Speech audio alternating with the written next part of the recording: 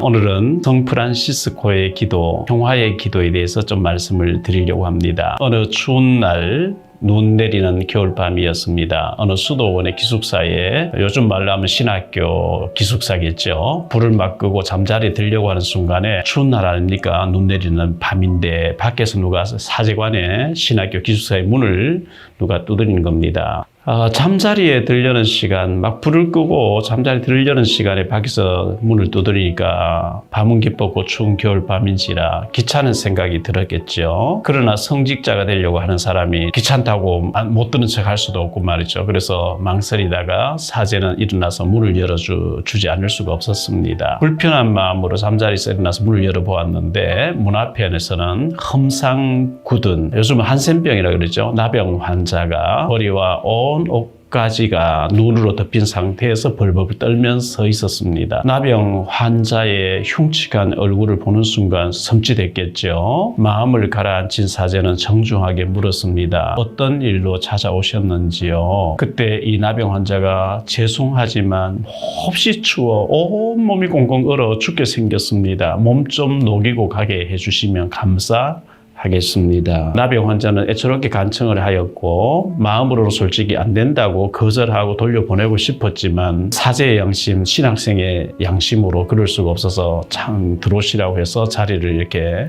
마련해 주었습니다. 안에 실내로 들어와서 앉자마자 앉는데 살이 썩어 들어가는 고름 냄새로 인한 심한 악취가 코를 찔렀습니다. 어떻게 식사는 하셨는지요? 아니요. 벌써 며칠째 굶어서 배가 지금 등 가죽에 붙었습니다. 이런 대답을 하는 거예요. 사제는 내일 아침에 먹으려고 준비해 두었던 빵과 우유를 가져다 주었습니다. 이 나병 환자는 다급하게 빵과 우유를 먹기 시작했습니다. 식사 후에 몸이 좀 녹았으니 떠나가 주기를 바랐는데, 하지만 나병 환자는 기침을 콜록콜록 하면서 오히려 이렇게 부탁을 하는 겁니다. 성도님, 지금 밖에 눈이 많이 내리고 나를 몹시 추워서 도저히 갈 수가 없습니다. 하룻밤만 좀 자고 가도록 배려를 해 주십시오. 할 수 없지요. 누추하지만 그럼 여기 침대에서 하룻밤 주무시고 가시지요. 마지못해 승낙을 하고, 염치가 없는 나병 환자가 보면서 이 신학생은 울화가 치밀어 올라서나 그렇다고 뭐 화를 낼 수 없잖아요. 꼭 참았겠죠. 혼자 살고 있어서 침대도 1인용 하나밖에 없었습니다. 침대를 나병 환자에게 양보를 하고 하는 수 없이 바닥에 누워서 이제 자려고 하는데, 이 나병 환자가 또 이렇게 얘기하는 거예요. 성도님, 제가 몸이 너무 얼어서 추워서 도저히 잠을 잘 수가 없네요. 미안하지만 성도님의 체온으로 제 몸을 녹여주시면 안 되겠습니까? 옆에 좀 누워달라는 거겠죠. 어처구니 없는 나병 환자 요구에 당장 나가라고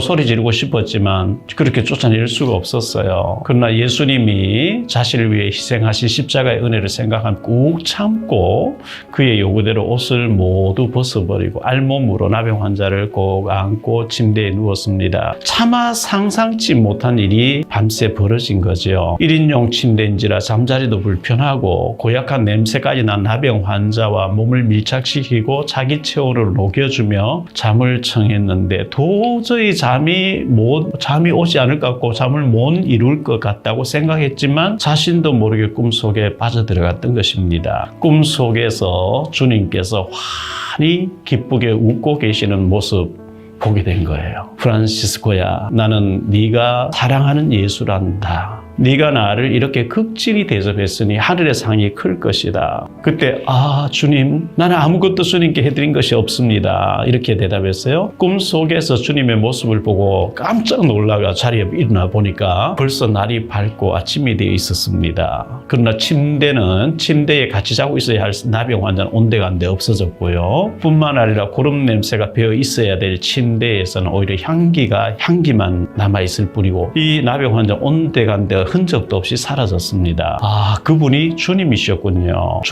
주님이 부족한 저에게 이렇게 찾아와 주셨군요. 감사합니다, 예수님. 그러면서 이 프란시스코가 무릎 꿇고 엎드려 기도하기 시작하죠. 모든 것을 깨닫고 밤에 나병 환자에게 불친절했던 자신의 태도를 회개하면서 자신과 같은 비천한 사람을 찾아주신 하나님께 감사 기도를 올리기 시작했던 기도가 바로 평화의 기도 아닙니까? 이 기도가 바로 전 세계에서 가장 가장 사랑받는 프란시스코의 평화의 기도입니다. 그 기도 내용을 좀 말씀드리죠. 주여 나를 평화의 도구로 서 주소서. 미움이 있는 곳에 사랑을, 다툼이 있는 곳에 용서를, 분열이 있는 곳에 일치를, 의혹이 있는 곳에 신앙을, 그릇됨이 있는 곳에 진리를, 절망이 있는 곳에 희망을, 어둠이 있는 곳에 빛을, 슬픔이 있는 곳에 기쁨을 가져오는 자가 되게 하소서. 위로받기보다 위로하며, 이해받기보다 이해하며, 사랑받기보다 사랑하게 하여 주소서. 우리는 줌으로서 받고 용서함으로 용서받으며 자기를 버리고 죽음으로써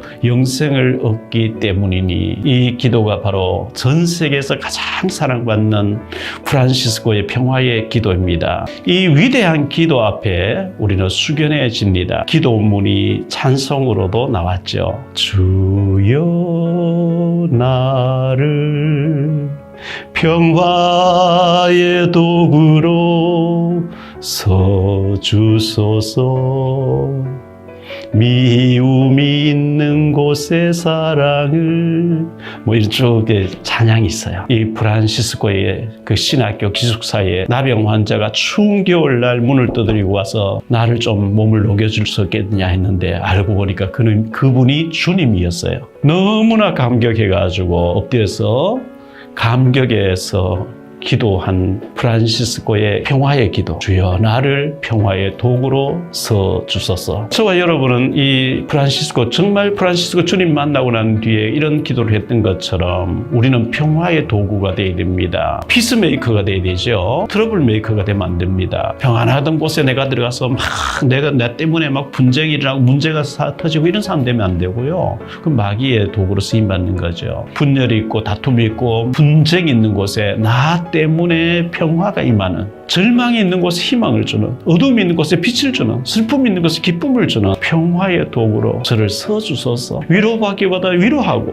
이해받기보다 이해해주고, 사랑받기보다 사랑하는 자가 되게 해 주소서. 프란시스코의 이 위대한 기도, 세계에서 가장 위대한 기도, 마치 주님이 가르치셨던 주기도문처럼 아름다운 이 기도가 저와 우리 성도인들, 전도자들의 기도 제목이 되어지기를 바라고요. 복음 잘 몰라서 교회 다니면서도, 또 교회 다니 낙심한 사람, 또 우상 숭배하면서 영적으로 강도 만나서 고통 중에 있는 사람, 굿하고 죽고 싶고 괴로워하는 사람들에게 주여 제가 복음 전하는 복음의 도구로, 전도자로, 예수 그리스도 생명의 빛을 전하는 자로 서 주소서. 저를 서 주옵소서. 정말 이 기도를 우리가 마음을 담아서 프란시스코 같이 기도한다고 하면 하나님께서는 우리에게 구원받아야 될 사람, 복음 들어야 될 사람, 영접해야 될 사람, 치유받아야 될 사람들을 만나게 해주시고 우리를 복음의 도구, 전도자로 서 주시리라 저는 믿습니다. 이 축복이,